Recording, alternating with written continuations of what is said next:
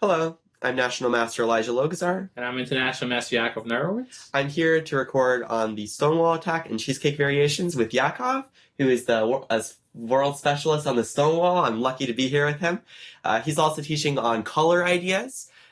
I took lessons with Yakov for quite a while, and it took me a long time to understand color theory, but my game improved massively as I did, and actually my chess.com blitz peaked to almost 2,600 under Yakov's guidance when we were working regularly. So I'm excited to go through this with you, and I hope that you enjoy. We'll be starting with the model games for the Stonewall and the Cheesecake, and we'll be doing theory in future chapters. And if I may, and I'll add here that the Stonewall I've been playing my whole life,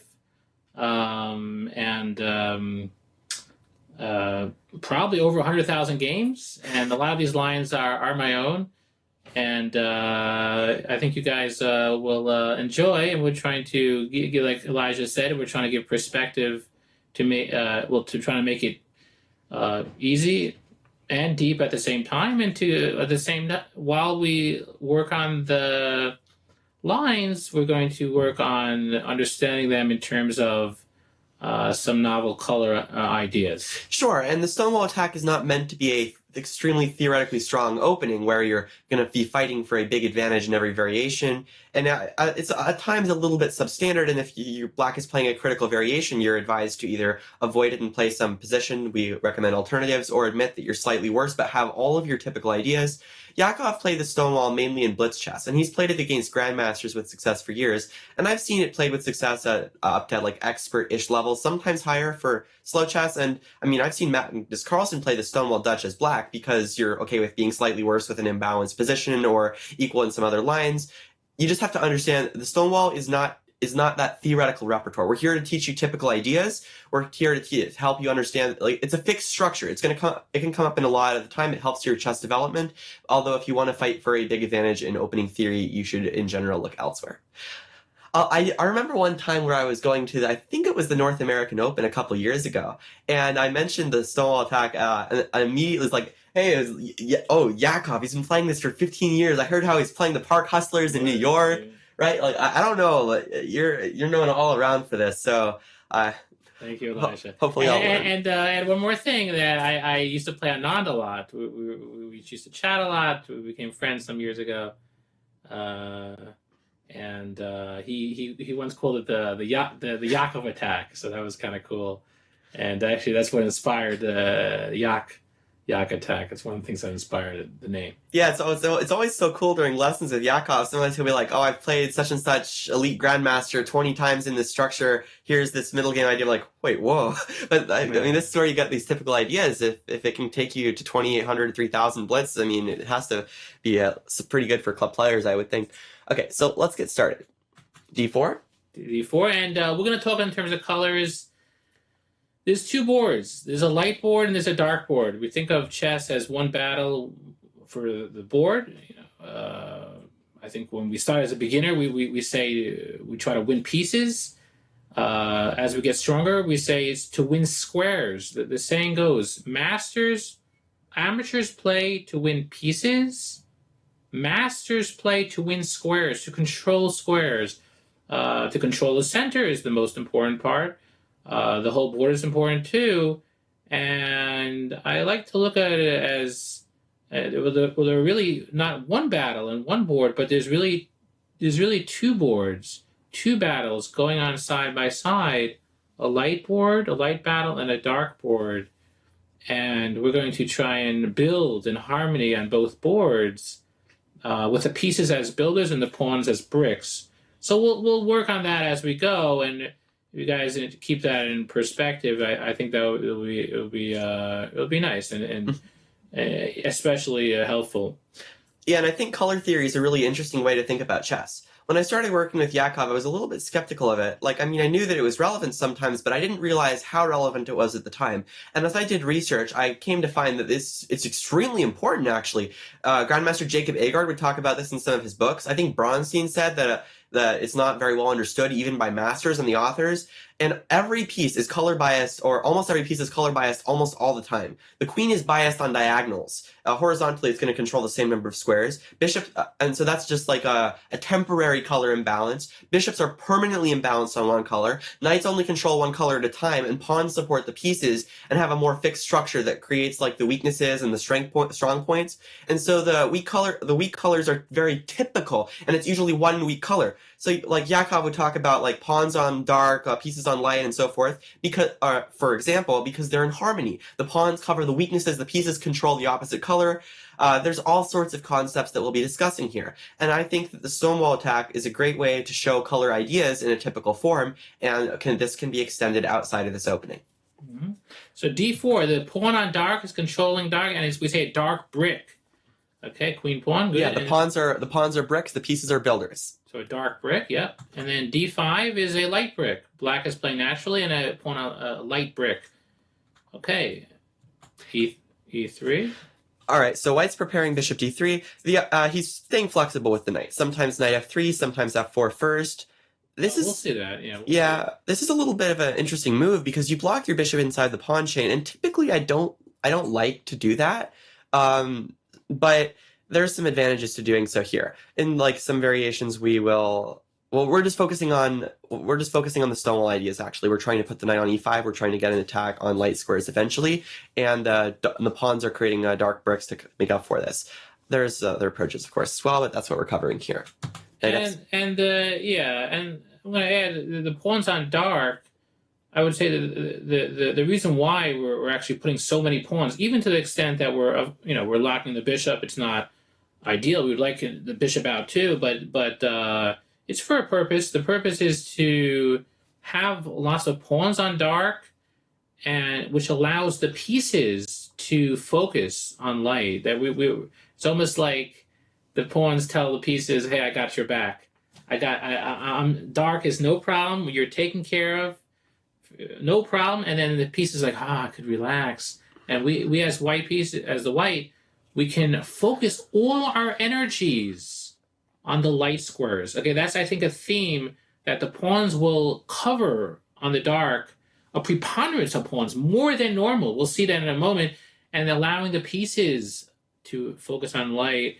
So it's not just about dark, it's really about light. You see the stonewall, we'll see, it's always known historically as dark. You dominate dark. But you really, what we're after is light. Right, so in the typical setup, we play bishop d3, we play f4, knight f3, knight e5, queen f3, g4, g5, and I just noticed the knight on e5 is controlling light squares, so is the bishop, so is the queen, and when you kick the knight out of the way, for example, the knight was controlling light squares, but now the defender has been removed. And we often activate our dark squared bishop through this route, or we exchange it this way if we don't get an early mating attack. Okay, so bishop d3. Bishop d3 is a little bit of light. The bishop on light, yeah. e6, f4. Sorry, knight d2. Knight d2, important move. I was like for a moment, I was like thinking f4. Actually, I'd forgotten for a moment. If we play f4 immediately, maybe they can play knight e4, and they're going to play f5, and they've blocked our light attack. Mm-hmm. Yeah. So before playing pawns, all the pawns on dark, we need to have insect repellent. We need to prevent insects from coming into our home. We're trying to build a beautiful home. We put that bug spray up. Insect repellent, little bug spray. Knight d2, again, before creating a weakness, we create the remedy. Before creating it's like the Talmud, you have before having creates the remedy before the weakness, before the ailment. So here it's the idea of before creating a weakness on light, we're already replenishing light. And again, like we said, it's all about light. Really, the stonewall is largely about light squares. The dark pawns are helping us be able to focus on light, to build a center, and later to have an attack like Elijah started mentioning. Sure. So f4 does weaken the light squares, so we can't get our light attack going if they can get us first. So if they had like a bishop on f5 or on g4, this would be a little bit trickier. So knight d2, c5, c3. Okay, well, hold on. So c5, yeah. So c5, what is he trying to do? He's trying to tickle our d4, a little tickle. He's uprooting our dark. Now we need dark. If we don't keep our structure, our pawns on dark, then everything collapses. We need it. That's the root of it. Dark, and we're hoping to extend to light and to build light, light, light, light, light. If we lose taking would be a mistake. We'd lose a center. And also, in some cases, we're just getting outplayed on d4. So we need c3. Another reason for c3 is that if he plays c4, then we have a home for our bishop to keep on the diagonal. Okay, this idea is exciting for me. It goes into I remember some similar positions where we play in the London system, and there's a bishop on f5 with the bishop going on e2, and this is much better for black, generally speaking, because white's not in time to get e4 in. But because if c4 can always be met with bishop c2, white's actually the one attacking on the king side. Black's not going to have time for his pawn storm, so we have this safety net. A beginner mistake or a club player mistake that's very typical is to play c4, but then white just gets a free attack. Actually, a lot of older computers, players would play the stonewall attack against them because they wouldn't understand the long-term attack, and they would be like, ooh, free space. But it's terrible. You can't play c4 in these positions at all. And of course, we support our center. We have these strong bricks, you could say. And so black continues developing. Okay, knight c6 now. Knight c6 does something very important, and when we play the stonewall, we always have to be vigilant to stop e5. If we're not careful, they're going to play e5 and uproot our whole center. Yeah, this is really important. I've seen some students who got this course and just did a couple of the variations, and then they played the wrong move order and allowed e5. Now, white's aiming for a good structure. This structure where he gets the good control over the e5 square and prepares a long-term attack and has all these active pieces, and the opponent doesn't get the e4 square.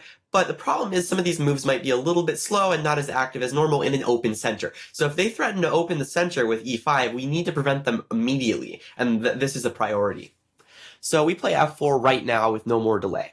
Good, and the pawns, remember the pawns are clamping down on dark, and we say these pawns are acting as mini bishops. The pawns in a diagonal is actually a small bishop, a small dark bishop, each a handmade bishop. Right, so when you have a bishop pair, you often want your bishops to act together in harmony, and we don't have an active c1 bishop right now, but our pawns are controlling the dark squares for the time being, and should we need to, we again have the opportunity to activate the bishop this way, or as is also typical after this knight moves and we've castled, there's also this typical route to activate the dark square bishop. Yeah. But here, black's playing a slow, in this game, black plays a pretty slow setup. Black should play aggressively. Black should fight for the white squares. Black should, if he doesn't play aggressively or actively very early, then white's setup makes a lot of sense. The middle game ideas of the stonewall are very, very strong. The question isn't whether those ideas are good. The question is whether white can get there, and black needs to fight very early. Okay, so bishop e7, black's just developing. You don't just develop against the stonewall. You need to have a color-based strategy, often fighting for the white squares.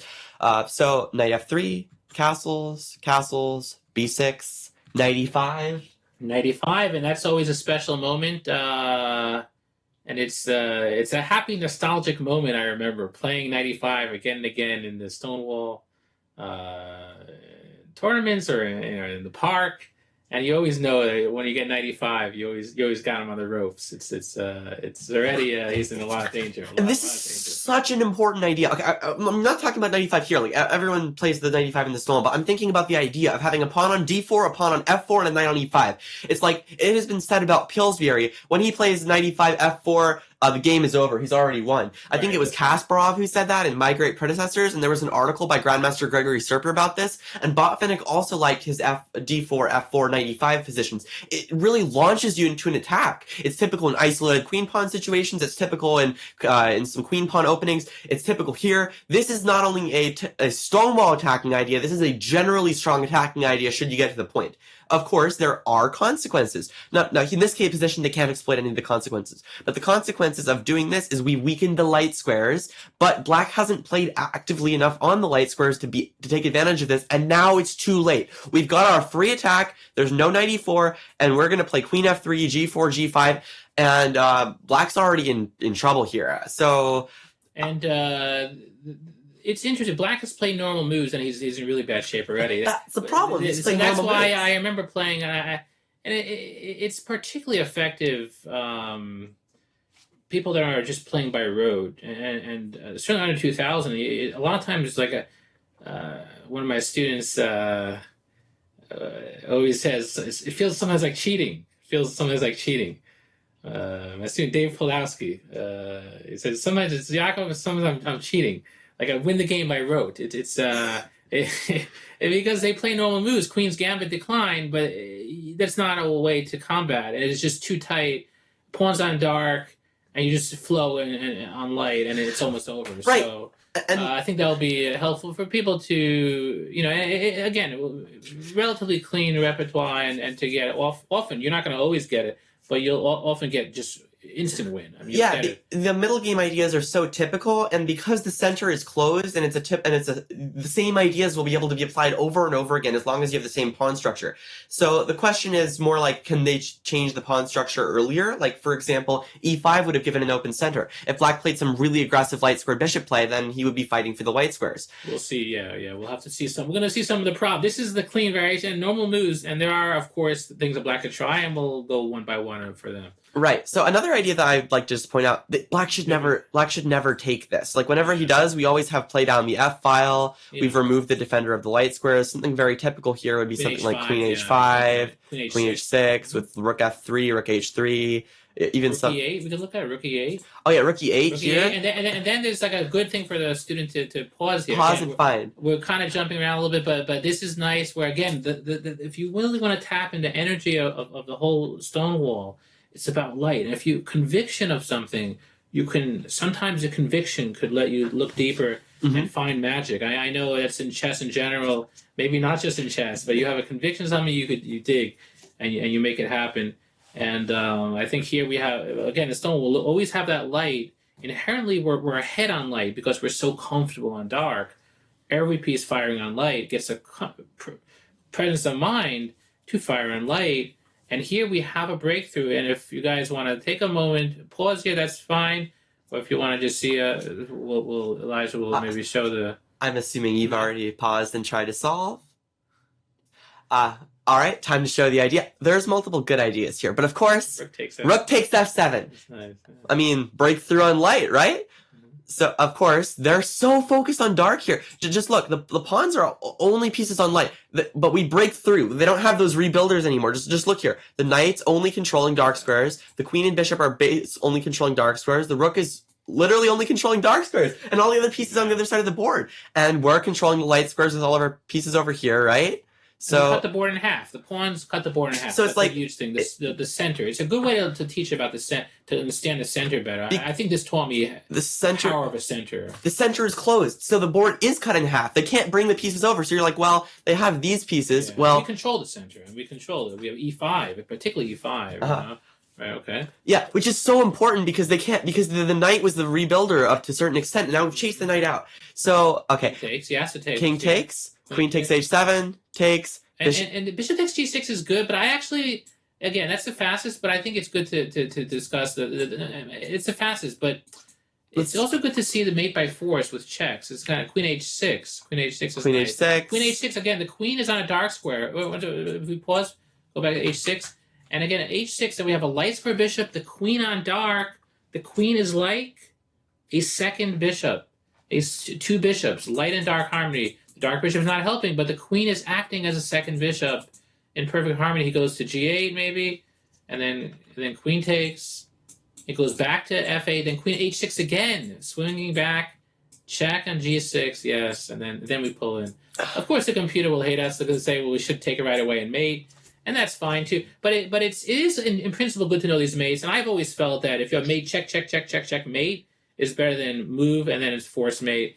Because you don't need the hanky-panky. You gotta get... Force is nice. Force is nice. You never know when there's like suddenly a rook appears in like a back rank, some weird stuff happens and you just lose. Check, mate. It's also a nice pattern to know as well.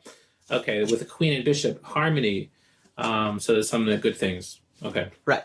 Okay, so going back, bishop e7. Now, with the Stonewall Dutch, I play this with reverse colors. A lot of my opponents, even like 1,800 plus 2,000 USCFs, will take. And I'm like, you never take these. You're giving me the F file. You're giving me an attack. Thank you. And then I get a really nice position for free. I don't always get to sack like that, but I mean, free.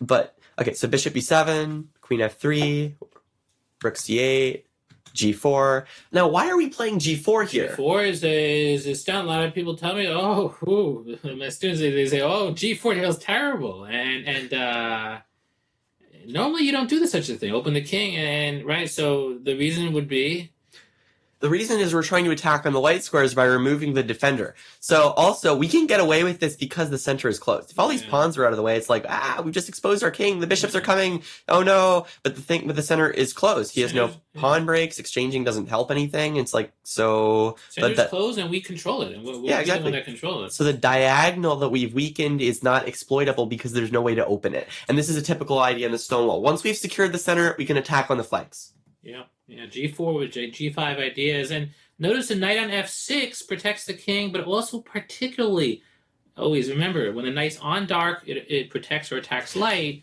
So knight F6 is protecting light. We were looking on light. We're looking to jump on light.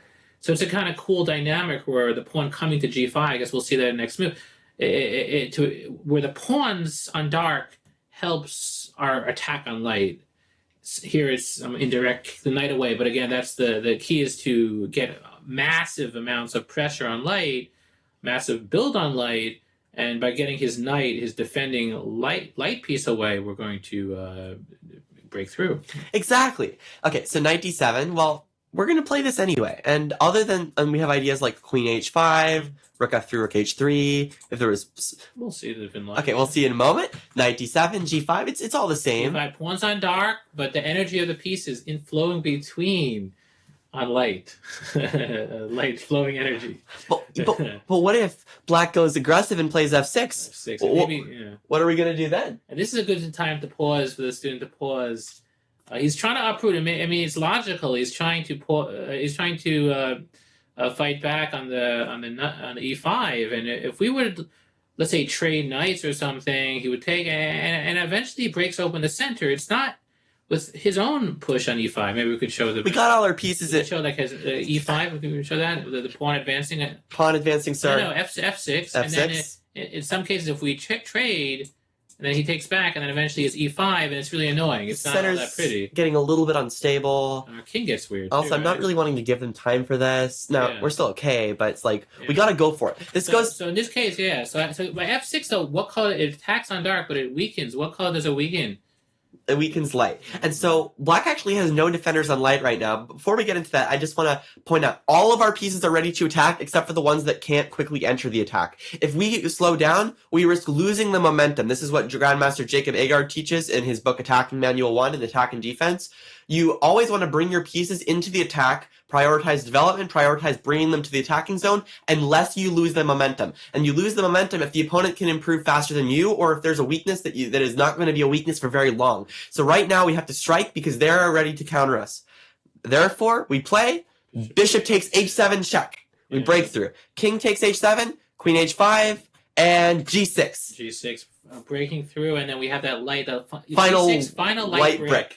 Final light brick and queen h7. You know, it's good to show that knight g6 is tempting. If we go back a move, like it's knight. A lot of times people say knight g6, and that's what the students often say, and like it makes sense, and that's a good instinct, but it's not hitting hard. G6 is a quiet pawn. The quiet pawn will really break through. Exactly. Plus is you can't let the king escape like that. For diligent students of the king postulate, you should know that the king can take care of itself. We gotta make sure it can't run away. We can't let it run away on us. Can't let our food run away on us. Like for example, I'm not gonna let these blueberries get away. I'm gonna be eating these blueberries after these games. Okay, so G6. G6, final light brick, and then rook e8. Rook e8. You have to try to escape. Check, and checkmate. Checkmate. And that's, again, White's attack building momentum along the way from a beautiful,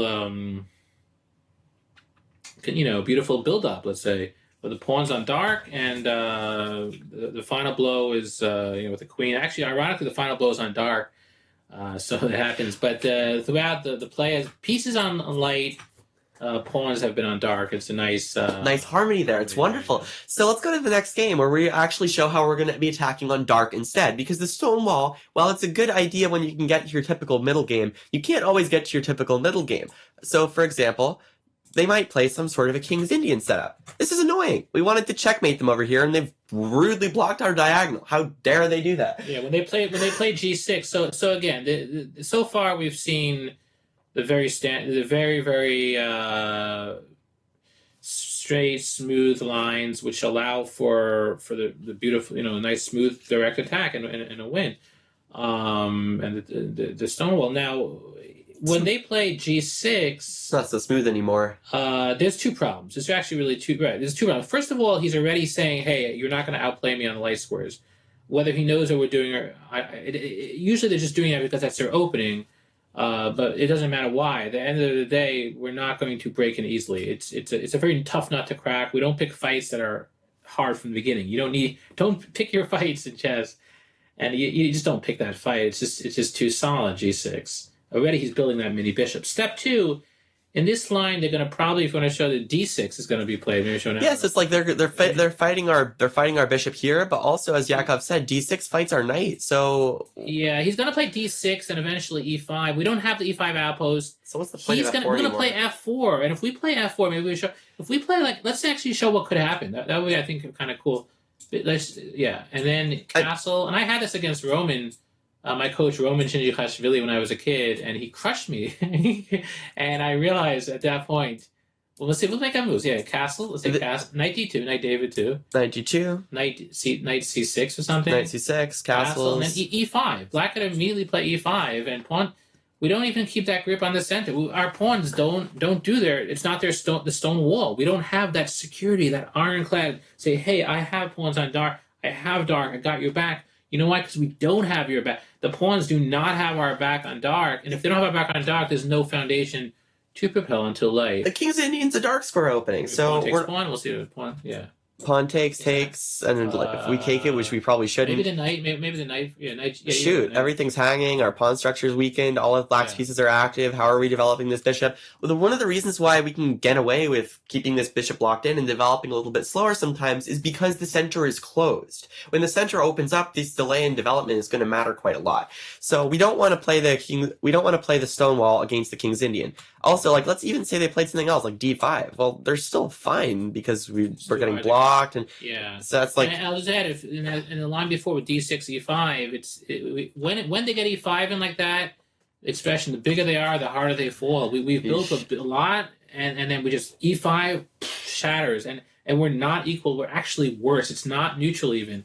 So we cannot withstand that. It's not something you want to get involved with. The Stonewall works as an opening. It doesn't work as a system. If you know which lines not to play it against, then you can aim for your typical middle game otherwise. And there's quite a lot of lines where it does work, especially at club level. So, and okay. And we'll have and for the lines like this, we'll have cheesecake. We have a system. It has to be. You have to be very careful what to play when. Right. So mainly it's that we don't play it against the fianchetto. So G6, and it's like, well, what are we going to play instead? Now we have our own different system. Yeah, and again, now we have a second system, which is we're going to drive together with Stonewall, and that we call it the cheesecake dasha. Because it's so smooth. It seems like cheesecake. Yeah. You get to chill, you get to relax, you got to have a massage. Just like when you think about the cheesecake, think about the English Bavanek. You go to the gym, you go sit in the jacuzzi.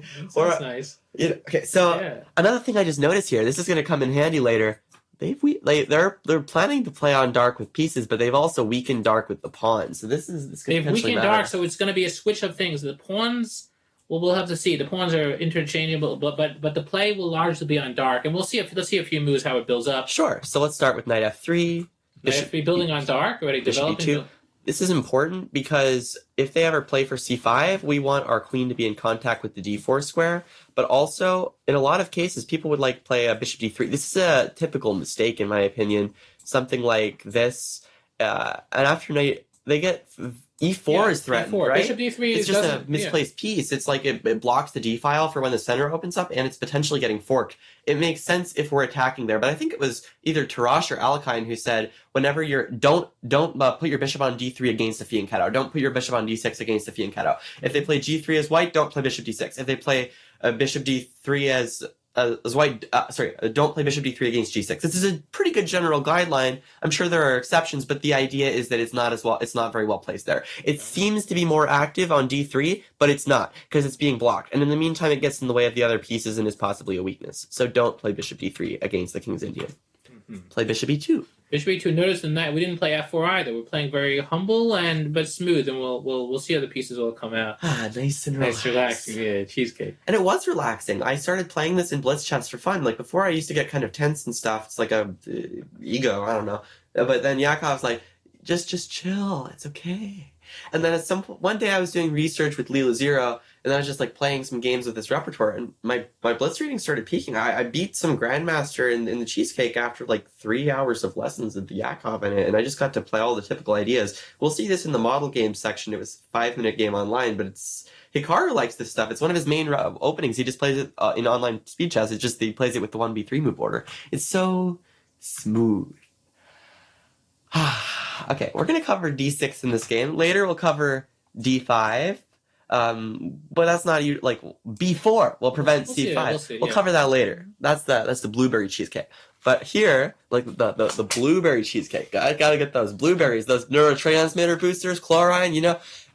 Okay, I got stories about that, but let's not get into that right now. d6, the typical King's Indian move. d6, he's fighting for dark. He's fighting for e5, and we're going to allow e5, and we're actually going to make e5 benefit us. So we'll see. Right. The next move, maybe we could have a student think of where the dark bishop can go. Sure, you can pause and think for a moment, but as we're doing that, it's like one of the reasons why, in my opinion, the Stonewall and Cheesecake work so well at club level is because at club level, a lot of people play sort of systems, and they're taught where your pieces are supposed to go in general, and don't always notice the differences. So, like in the Stonewall, if Black plays his system and White gets his system, then White's often going to get a crushing attack. You have to play concretely early on. And Black and the King's Indian's like, well, against sidelines, I'm going to be doing this, and I'm going to be doing okay.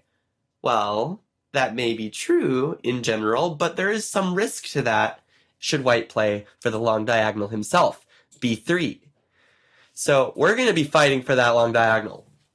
Yeah, and actually our bishop on b2 will look to overtake that long diagonal, and we're hoping to trade bishops. We actually want the diagonal to open up. In the King's Indian, they usually are so excited to play e5 and c5 to open up the diagonal, and we're saying, please be my guest, and they're doing our bidding, because once the diagonal opens up, it's only natural that the dark bishops will be traded. When they're traded, that benefits us because his king will be a little bit weak. Right, and if they don't do that, then what's their plan? Well, they should maybe find a different one, but well, let's see. But also, I just want to point out, if they don't go for that sort of setup, we often have like c4 and knight c3. We're a little better because we have some space advantage, maybe d5. Yeah. So, like, there's some gains there, but if they do, well, let's see. Okay. e5. And that's very thematic. They have had hundreds and hundreds and hundreds of games, probably thousands even, this exact e5, and in fact, we're already better. We're already doing very well. They have to play accurately to be okay. It looks normal, and it's very good. Strong players will play this, and it's not easy. It's not necessarily good for Black at all. This typical middle game is very dangerous. So it takes, by the way, you may wonder, like, why is Black going for this? I mean, it's not defended enough times, is it? Well, it's a typical tactic. Black tries to win it back this way. We could just see takes. We want a pawn, or trade queens. Takes. Maybe we move here, but we kept our pawn. So Gusto, yeah. So that's interesting, right? They try to sack a pawn, and they Queen f6 trying to fight on the diagonal. But then we have the dark rebuilder. Okay, well, I mean, we're just up a pawn, so it just doesn't work. So maybe Black will play rook e8 first, and it makes no difference for us because we'll play like c4 or something, and then we'll get the same idea. So takes knight g4, and well, we can't take because we'll lose here. So, well, we're playing so much on dark, we might as well have some light rebuilding.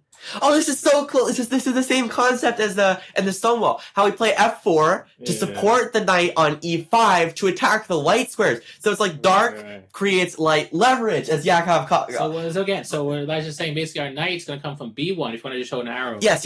An arrow from b1 to c3 to d5, and when it's on light on d5.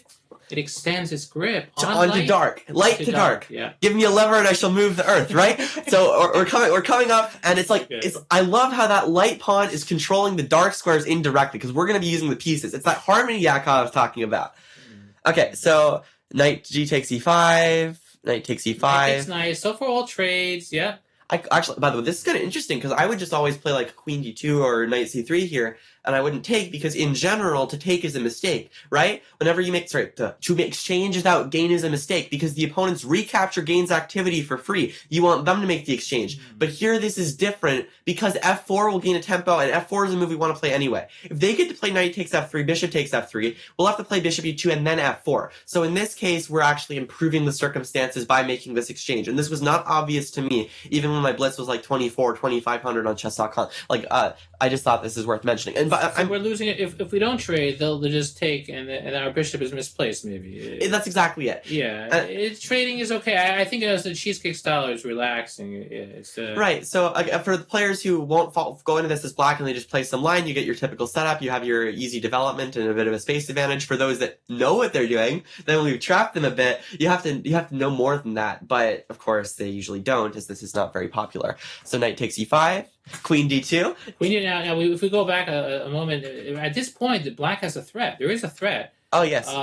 If it and then knight f3 check, we'll have to take the knight, and then the bishop will take our bishop. That's a bit of a threat. We will lose material. Again, that's the dark squares. That means our dark is weak. This is one of the reasons why black is excited to play this style. This is why, I'm attacking.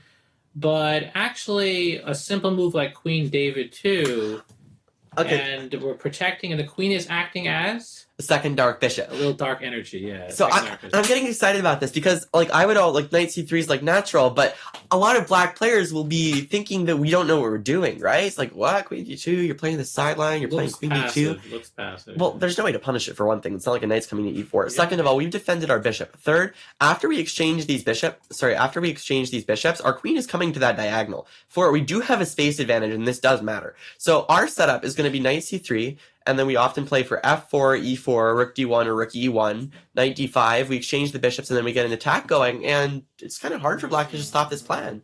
Yeah. And again, what I really meant is that looking passive is specifically good for us because they get excited. Like, they get all excited to attack, when in fact we're the ones who have the attack. At the root, the diagonal is weak in the sense that his squares, if you want to just show, is f6. These are the three squares that matter. f6. G7, these are the squares, and sometimes games can be won based on squares like that. King is king. Weakness is little by little build, and we're happy to see where things go. Black, the onus is on black to hold on because we're going to trade bishops sooner or later, probably. Our queen will act as a dark bishop. We'll have pawns coming in, the knight coming to David 5, which will influence dark. You need to have... there's some issues. We're playing, we say, two results. Pressing for free with no downside. Right, and it's been known since the times of Steinitz that you need to have an attack against the opponent's king. You need a weakness to target, or you need to have a sufficient positional advantage. So we give black the illusion that they can attack us because we're playing against these principles, supposedly. Black is the one with weaknesses on dark. We're the ones with space advantage, and so this natural play for black did not pay off. And Yakov's had, I don't even know, hundreds of games in this position. I've seen Hikaru have it like at least 50, and he wins 95% of the time. I've checked his database. This is dangerous. So, and black looks developed, but the thing is, the weaknesses are under the surface, and they'll show up in the middle game after we'll develop, and then we'll strike. Or as Jacob Agar would put, evolution, revolution. All right. So queen d7. Well, let's just quickly look at another game because there are multiple games that were played here. This is a game Yakov was playing against 2600 on chess.com. Queen h4, trying to attack without a positional advantage to justify it. e4, rook e8. Again, if we note that the pawns are on light, but the energy of the piece is on dark, similar to the Stonewall, except exactly flipped. Where there, the first time we saw the Stonewall, pawns on dark, piece on light. Here, the pawns on light, pieces on dark. Even the queen on d2, it looks humble, but it's the battery. If we were focusing on the same color, the pieces would get in the way of each other. Like, let's just take this bishop, for example. This bishop isn't so important for attacking these weak dark squares, but if the white squares were relevant, you may notice there's some redundancy here. So this pawns on one color, pieces attack the other is a very holistic and important concept here. That, like, pawns on light give dark leverage. Okay, so give us the presence of mind that we don't have to be concerned about light, because the pawn is telling us to an extent, I got your back. White is taken care of. You could focus on dark. Oh, we're happy to see it. Right. So let's f4, knight g4, fighting for dark. Right. The knight is knight. Oh, so this is we're taking a. We love to have bishop pair. I mean, everyone a bishop pair, and this is, I think, an important concept. That to think about things. It's not always not take it for granted bishops are better than knights or knights are better than bishops. We're going to give them a little bit, give a little perspective of knights and bishops. Bishop is great on its color. So let's say a dark bishop there are two currencies. A dark bishop, $1,000 a dark. A light bishop is 1,000 light. A knight, well, a dark bishop has zero light dollars, and a light bishop has zero dark dollars. They have no play on the other, a zero. A knight is slower than a bishop. It's slow, it's short range, so it's not that powerful, but it's both colors. It can get to either color in a moment's notice. So a knight, we say, is like two half bishops, $500 a light and $500 a dark. So we say there's two battles, light and dark. Well, a knight has potential, has equity on both. $500 a light, $500 dark. So, which is better? Which is better? There's currencies. It's currency trading. Basically, you have to. When do you invest in a currency? Well, you're happy when the currency goes up. I want that currency. I think the light currency was going down, the dark currency was going up because it's near the king, right? So here. No, move one. Let's make it in perspective. On move one, the currencies are the same. Now the currency is not the same. Dark says, if we have to ask the student which currency is more valuable, it'd be the dark. Yeah, here it's the dark because there's weaknesses. So you know what? We're looking to invest in dark. So what happens when a bishop? We just show that trade again. The bishop, invests. And bishop takes knight. A bishop is 1,000 light. Knight is 500 light, 500 dark. We've actually lost net 500 dark, 500 light rather. We've gained a net of 500 dark. Again, it's a little confusing in the beginning. But once we get used to it, you could it becomes even instinctive, and so we invested in dark, and we're happy to do so because dark is high value. It's big. It's of high importance and a special thing to invest in. That's a good thing from perspective of bishops and knights. Okay, he takes and then F5, opening stuff up. Opening dark. Okay. He retreats. He could maybe have taken, but it opens up to king. He was afraid so, and then, maybe there would be like I think Knight David, a rookie, rookie. Watch out for possibly maybe this. It's also a little bit loose. Maybe. Yeah, rookie one for, but yeah, his king is open, and there was some issues. It's a blitz game, so but he would have some things to calculate, but objectively black would be much worse. He just chose to retreat, but then knight d5. Again, knight d5, like Elijah was saying, it's a propel onto dark. So knight on light, propel on dark, and it's hitting a home run. We're $500 ahead on dark. It's kind of interesting for the students that haven't heard this before. Maybe we haven't. We have a local superiority on dark. So we're just ahead on. It's like a head of piece on the dark squares, and knight e7. Knight e7 was that? Oh my! Knight e7 was a cool tactic because here, if they take here, wait, what? There's already ideas like this, for example. Is knight e7 the line? That was what was played, and then there's checkmate. So of course there were other ways for white to win. You could consider this. You could consider taking here. There were lots of weaknesses, but this is what Yakov chose. I think maybe his simplest is even like this, possibly. But yeah, okay. So again, invading in dark, and that's knight f6 right away is maybe even better. Yeah, knight f6 is also. So see how many winning options we have, and this guy's 2,600, and here black resigned because. Oh, that's a cool checkmate too. No, the rook's on d8. The rook's on not on e8. The rook's on d8. This is the game though. It says that right here. Takes. It's all right, but okay. Okay. Yeah. But I think it's made on dark. Yeah, made on dark, and again, it's not by chance. Very thematic, where the whole play has been the cheesecake style, building up on dark, a slow. And building up, enjoying the position and letting it see where it goes, and saying, "Hey, I build my dacha, I build my summer home. You have some issues on dark. I'm going to see where that goes. I'm going to invest in dark, and then we're actually ahead and trade a little bit and just let the position play itself. We haven't done anything. We've said I'm ahead on dark. Well, of course I deserve to break on dark. This is my color. What seems to be the issue? This is standard operations." And again, it's not always as easy as this, but we get a little practice. You guys get comfortable with some of the lines and start thinking about the colors a bit. I think that could often help to get these kind of ideas. Yeah, exactly. So going back to the other game, it was this position: Queen d7, e4. It'll be similar, I believe. Yeah, similar. f4, dark brick, preparing f4, f5, very typical. f5, takes. Very similar to the last game, though this time black actually chose to win the pawn. Of course, we're willing to sacrifice because we have so many pieces over there. We're just trying to open the lines. Knight d5. There is a big threat, right? There's a knight again. Knight d5 hitting on dark, but there's a very concrete threat. And maybe we could pause it if you guys want to pause this for a moment and think about. There is a threat to win at least a full piece. The knight d5 is eyeing some good squares. E7 is not available now, but pause if you feel like. Sure, there's so many threats. And rook takes f5. You want to just show that rook takes Okay. f5 is actually, and queen takes. And now e7, so that's a nice little tempo. I mean, I'd pause and look, but there's probably so many threats that it's like I'd find the wrong one and I'd win differently. Okay. But yeah, so black defends against the threat, but turns out we get to do that dark investing So again. bishop takes g4, like we talked about before, right? Investing in dark money. The defender of f6. Yeah. Which we go in. By the way, this is kind of interesting because if we played queen g5, they have f5 to defend this way. Mm-hmm. Now, I think we should still be like winning, right? We've won the exchange Yeah, here. probably. But I prefer checkmate, you know? So how do we gain more dark money? It's kind of a cool. It's just that actually we were spoken about the dark bishop.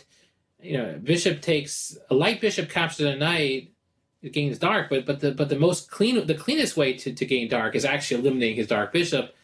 For our bishop is good. If we trade bishop takes bishop, that looks natural, but there's better. Knight And f6. Knight for a bishop gains 500, and it gets. Oh, this is what Bronstein was. Okay, this isn't quite what Bronstein was. Now we have the only dark bishop on the board. Right. What do you call that? Golden bishop. Golden bishop. Unopposed bishop. So their golden bishop is the light squares, the light squared bishop, but it has no targets. We're just crushing them. This is just reminding me of that Bronstein quote from Zurich 1953. It's like, but it's not quite the same because here it's a little bit obvious. But he's like, when authors write about a weak color complex and the light squares or the dark squares, he figured not only is that concept beyond my understanding, it's beyond the understanding of the author as well. So I mean, these are some important ideas here. But of course. A lot of progress in color theory has been made since then, and we actually have a lot of the answers thanks to all of these diligent people who've done their research and published books. Thank you. We live in the golden age, don't we? We actually have so many resources to study chess.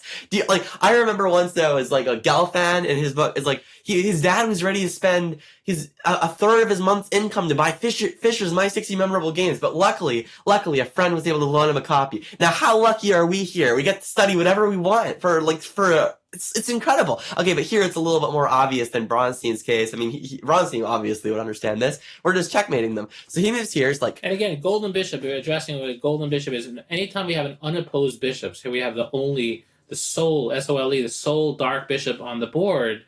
We call that a golden bishop. It's right. Worth its weight in gold. It's very precious. I think it's helpful for the students to realize first every time we have a golden bishop to know it's powerful. To notice it first, notice it, respect it, and then think how to use it. Those are 3 steps: notice, respect, use. Extra $1,000 on one color. That means that if we can target weaknesses on that color, we're going to crush them. But they're threatening to rebuild those dark squares over here. We're not going to let them do that. We got to keep those boards separate so that we can be the only one with dark pieces. So queen h6. Wow. So queen h6 right away. Maybe we show what. Can't do that because he has queen g4. It's good, but not as good. Maybe we can because we have like slower tactics, possibly because, but it's like not as good. It's not as good because you're defending the mate. It's like, I thought I had my second dark bishop with my queen, but you had your dark bishop with your queen. Darn it. Okay, but here's the thing. Now you don't. We throw in an in-between move, forces bishop to block, and now it's mate by force. And if we notice, the mate is on dark, and that's, again, not a coincidence. It's the process of what we've been looking for the whole game. I'm sorry, did you think you could block? Well, that's too bad. You should have kept your dark squares safe earlier in the game. Played a different strategy, baby. But, okay, so final dark attack. I hope you've enjoyed these games. Let's summarize the key ideas. In the stonewall attack, but we don't have to go through the lines, maybe. I mean, in the stonewall attack, we're usually aiming for things like this, where we control the e4 square and prevent them from putting a knight there, and then prepare an eventual attack with knight f3, knight e5. This is typical in d4, d5 lines, especially lines where they block their light squared bishop in and can't fight for the d4 square. And when they fianchetto and play the King's Indian, we're going to play a cheesecake style. We're not playing f4, we're putting our bishop on e2 instead of d3. We're fianchettoing on the queen side. The typical setup involves c4, knight c3, queen d2, and if they play for e5, we will exchange the bishops, gain space with f4, e4, and eventually play for an attack on the dark squares on black's king side. I hope you enjoy. And I'll just add one thing. Well, with that, again, in the stone wall, the key is pawns on dark, pieces on light. In the cheesecake, pawns largely on light, pieces on dark. It just gives a good perspective. And I think also by playing these, we could actually learn while playing it. We learn how to think. So it's almost like the opening is going to teach us as we play. When we think about it, that could help us for any position. So I think that's a good. We'll get you guys started in playing this, and it'll be a good help for just how to think in chess. All right, I hope you enjoyed, and I'll see you in the next chapter.